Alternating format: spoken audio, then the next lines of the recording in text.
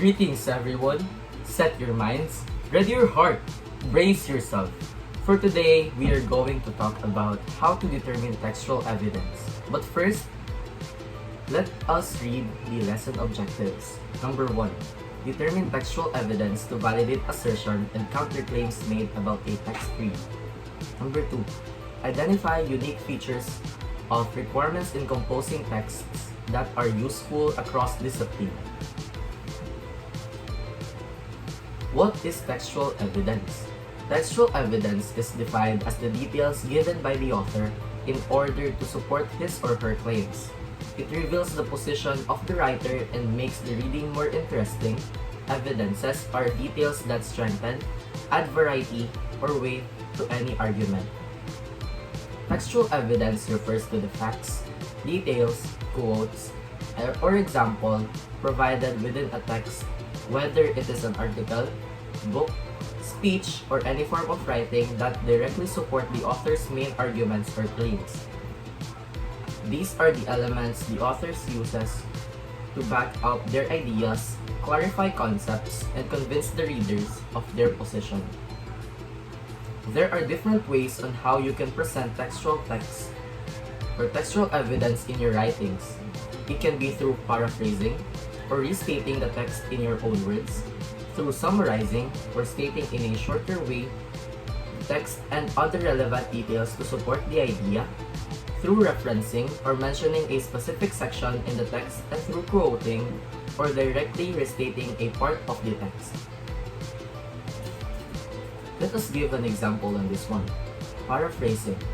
In the poem Harlem, the author claimed that a person may feel disappointed when dreams differ, for he questioned the reader's feelings about withholding dreams. What happens to a dream different? Paraphrasing. Paraphrasing involves restating the original text in your own words while keeping the meaning intact.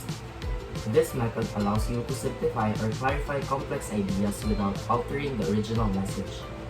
It helps demonstrate your understanding of the text and makes the evidence more relatable to your argument. Summarizing.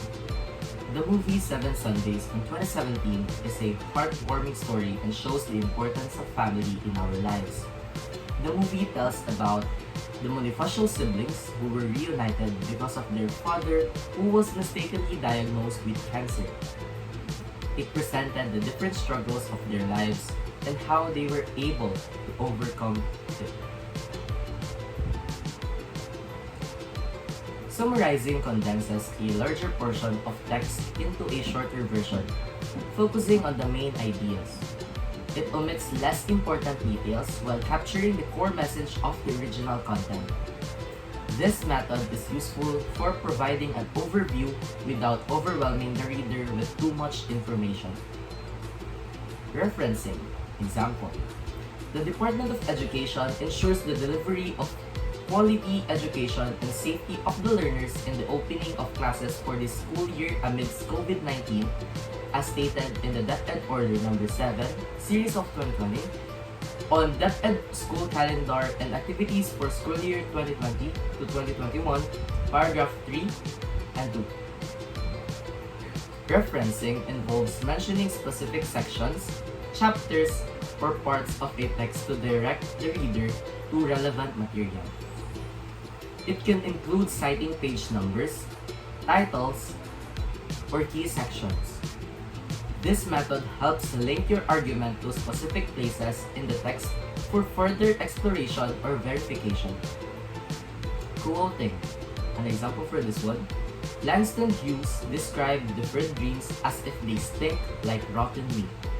In his poem, which suggests an unpleasant image, giving me the feeling of resentment, he also ends the poem with the line, "Or does it explode?" That made me think of a person who boils over in anger. Quoting directly uses the exact words from the text, typically enclosed in quotation marks. This method provides strong, authoritative evidence, especially when the original wording is powerful or important. It adds credibility to your argument by presenting the sources' words exactly as they were written.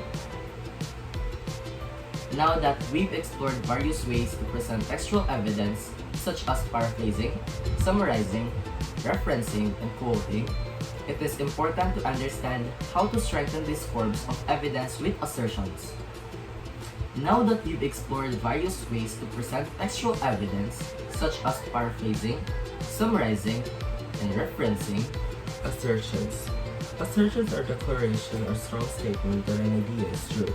It is a positive statement that makes others aware of certain truths and its support or give details to a claim. It needs proof that is composed of evidence and analysis to be solidified. Assertions are clear and confident statements made to present an idea as true or factual.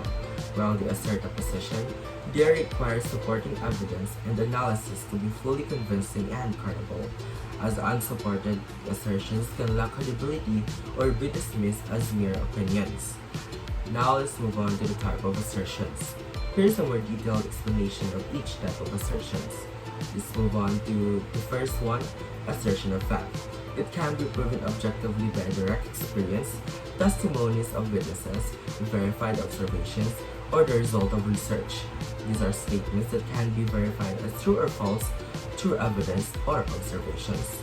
Examples for this are the sun is a star, so the city is in the Philippines. Second is the assertion of convention.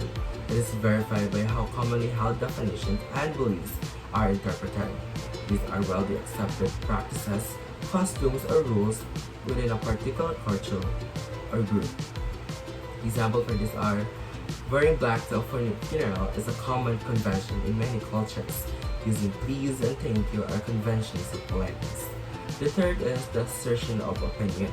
It is difficult to objectively verify because of the uncertainty of producing satisfactory proofs of soundness.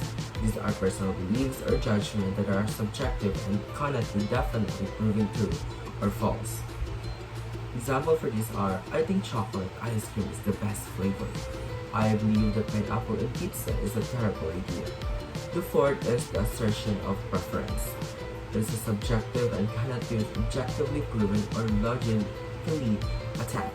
These are personal choices or likes and dislikes that are subjective and not based on objective truth. Examples for these are, I prefer coffee over tea. I would rather stay home than go out.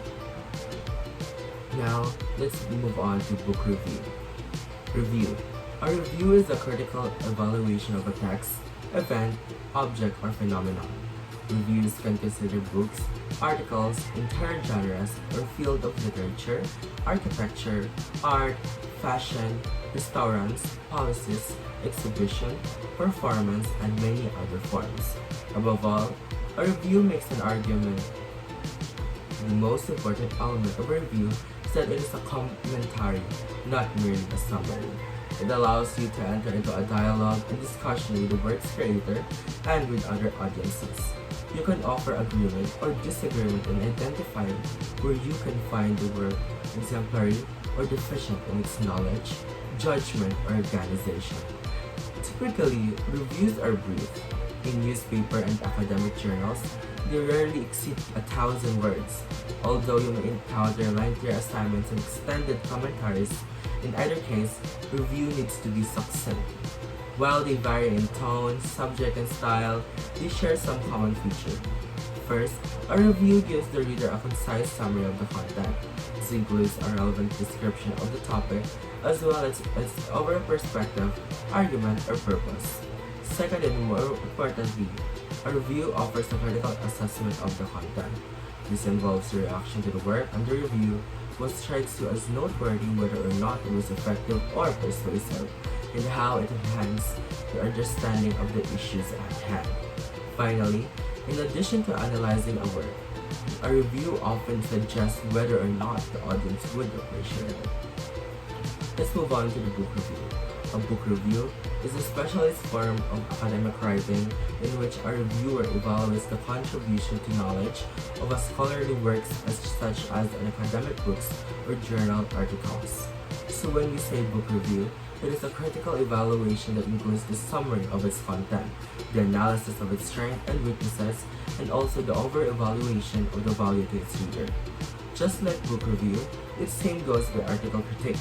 wherein it includes all the summary of the content of a particular article, the analysis of its strengths and weaknesses, and also the overall evaluation of the value to its reader.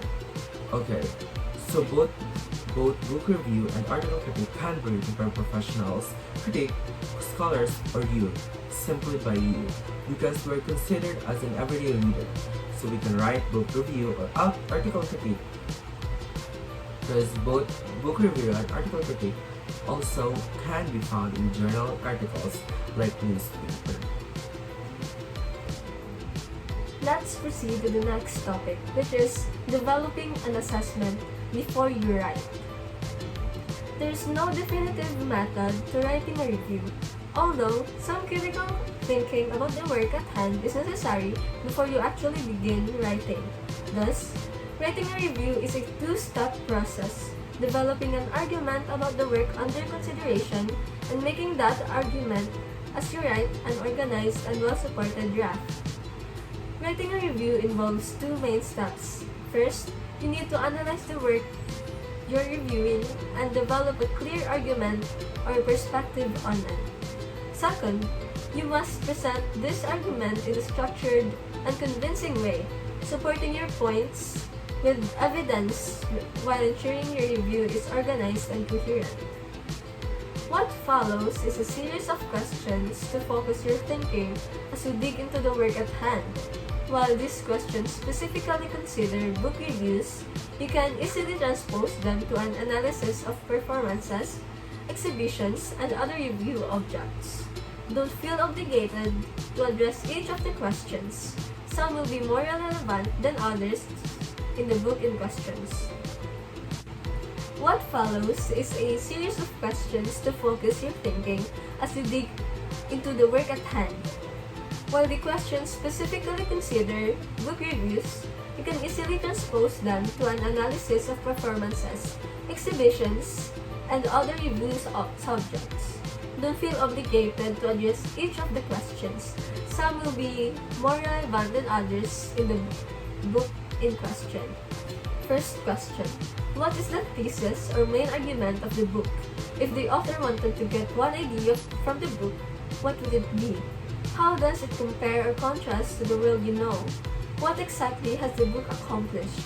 Second question: what exactly is the subject or topic of the book? Does the author cover the subject adequately? Does the author cover all aspects of the subject in a balanced fashion? Number 3. How does the author support their argument?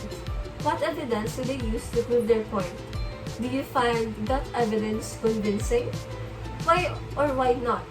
Does any of the author information or conclusions conflict with other books you've read, courses you've taken, or just previous assumptions you had of the subject? Fourth question: how does the author structure their argument? What are the parts that make up the whole? Does the argument make sense? Does it persuade you? Why or why not? Next question: how has this book helped you understand the subject? Would you recommend the book to your reader? Next question: who is the author? Nationality, political persuasion, training, intellectual interests, personal history, and historical context may provide crucial details about how a work takes place. Does it matter? For example, that the biographer was the subject's best friend? What difference would it make if the author participated in the events they write about? Next question: what is the book's genre? Out of what field does it emerge? Does it conform to or depart from the conventions of its genre? These questions can provide a historical or literary standards on which to base your evaluations. If you are reviewing the first review ever written on the subject, it will be important for your readers to know. Keep in mind, though, that naming firsts alongside naming bests and onlys can be a risky business unless you're absolutely certain. Let's move on to the next part of our lesson, which is the structure of a book review. The structure of a book review has 4 main parts. First is the introduction. Second is the summary of the content. Third is the analysis and the evaluation of the book. And lastly, the conclusion. Let us dive deeper into each part to help us understand better. First, we have the introduction. In the introduction, we should include the author, title, and the main theme of the book, the author's background and his or her role in their field, and link between the title and theme. Next is the context, whether it's historical, political, or cultural, the book's thesis or the central argument or unique contribution, and lastly, your thesis or your evaluations of the book's success or impact. Next, as we have the summary of the content. The summary of the content in a book review is a brief overview of the book's main points, including its plot, themes, or key arguments. This should be brief as an analysis takes priority. In the course of making your assessment, you'll hopefully be backing up your assertions with concrete evidence from the book. So, some summary will be dispersed throughout the other parts of the review. The necessary amount of the summary also depends on your audience. Third is the analysis and the evaluation of the book. When analyzing and evaluating a book, organize paragraphs around single aspects of your argument. This aids in differentiating criticisms, elements, and pairing assertions with evidence. You don't have to follow a chronological order. Instead, organize by themes, methods, or other book elements. If comparing to other books, keep it brief to focus on the reviewed book. Minimize excessive quotations, and when quoting, provide specific page references. You can often convey the author's points in your own words. And lastly, the conclusion. The conclusion is a summary of what you have wrote. In your conclusion, restate your thesis and offer a final judgment, balancing strengths and weaknesses without introducing new evidence. Tie together your analysis and provide a clear, unified evaluation of the book. And that is all for the structure of a book review. And finally, a few general considerations while in review. First is to review the book in front of you, not the book you wish the author had written. You can and should point out shortcomings or failures, but don't criticize the book for not being something it was never intended to be. Next is with any luck, the author of the book worked hard to find the right words to express your ideas. You should attempt to do the same. Precise language allows you to control the tone of your review. Third, never hesitate to challenge an assumptions, approach, or argument. Be sure, however, to set specific examples to back up your assertions carefully. Fourth, try to present balanced arguments about the value of the book for its audience. You're entitled and sometimes obligated to voice strong agreement or disagreement. But keep in mind that a bad book takes as long to write as a good one, and every author deserves fair treatment. Harsh judgments are difficult to prove and can give readers the sense that you were unfair in your assessment. And lastly, a great place to learn about the book reviews is to look at examples. The New York Times Sunday Book Review and the New York Review of Books can show you how professional writers review books. Article critic. An article critic requires you to critically read a piece of research and identify and evaluate the strengths and weaknesses of the article. An article critic is an analysis that evaluates the strengths and weaknesses of an academic article. It involves the summarizing the main argument, assessing the research methods, evidence, and logical coherence, and identifying any biases or flaws. The critic should be structured, focusing on specific aspects of the article and offering constructive feedbacks or recommendations. Before you start writing, you will need to take some steps to get ready for your critic.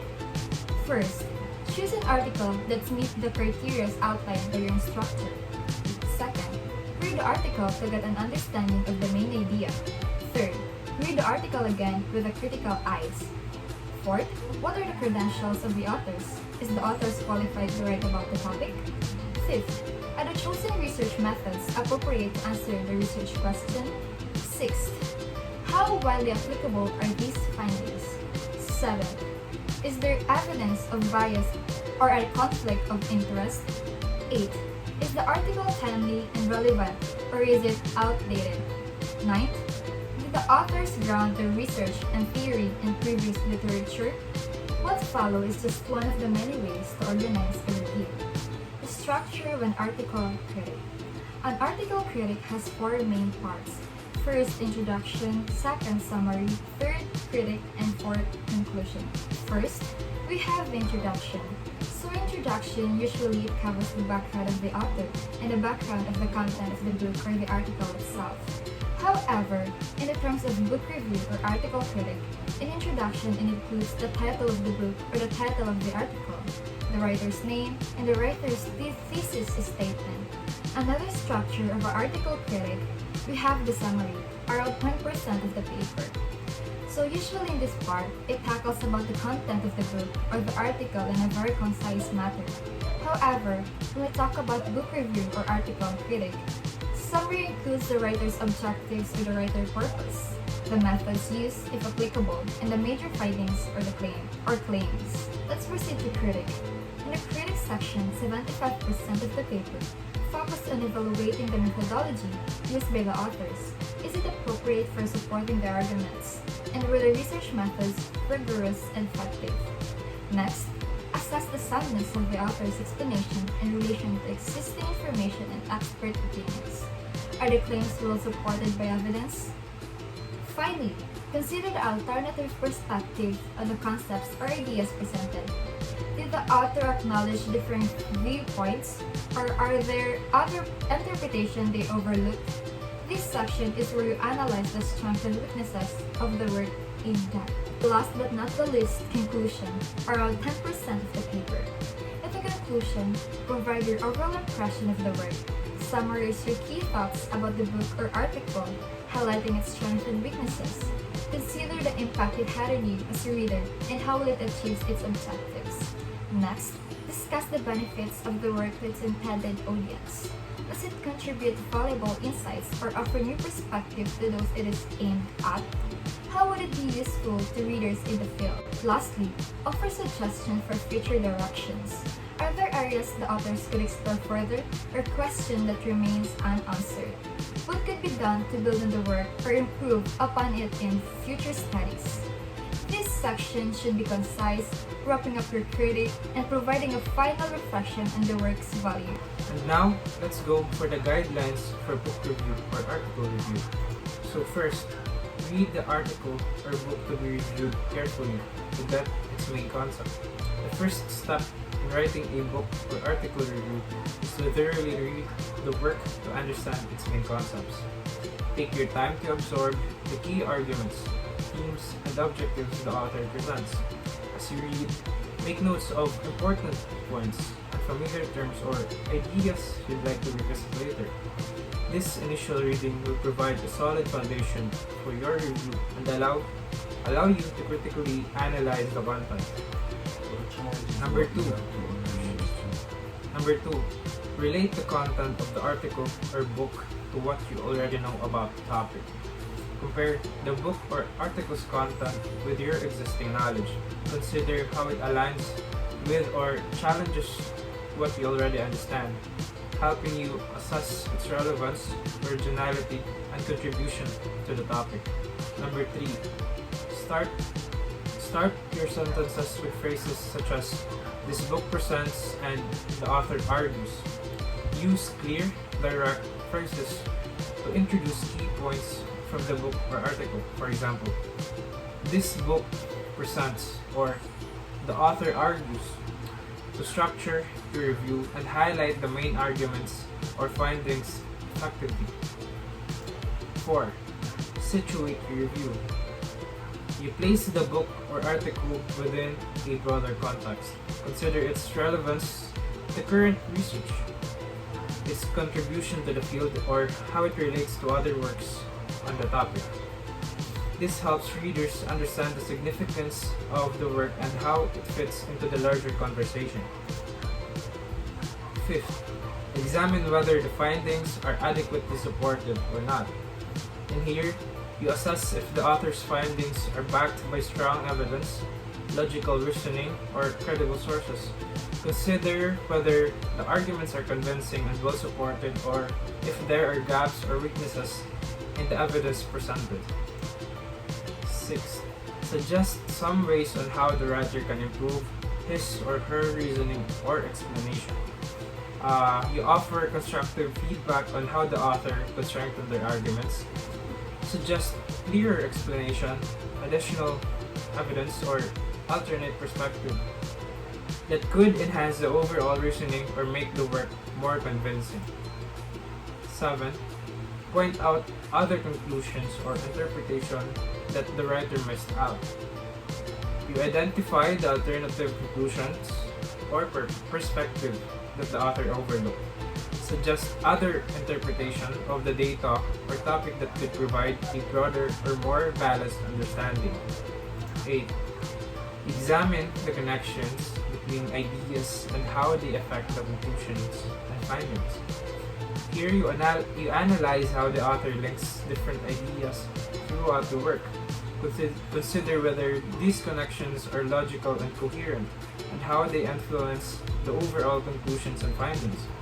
Assess if the connections strengthen or weaken the author's argument. 9. Show reaction to your writer's ideas and present an explanation. Share your personal reaction to the author's ideas. They agree or disagree with the arguments. Provide a clear explanation of your stance, supporting it with your own reasoning or evidence where necessary. The 10th and final guideline. Suggest some alternative methods and processes of reasoning that would result in a more conclusive interpretation. In here, we propose different methods or approaches that could lead to a more conclusive or well-rounded interpretation. Consider other research methods, analytical frameworks, or reasoning processes that might provide stronger evidence or a clearer understanding of the topic. While both book reviews and article critiques involve evaluating a piece of work, a book review focuses on summarizing and evaluating a book, while an article critique focuses on critically analyzing an article, its arguments, and the author's methods. Thank you for listening. I hope you find it insightful, that it helps deepen your understanding in textual evidence and book review. Always remember, carry the lesson you learn every day.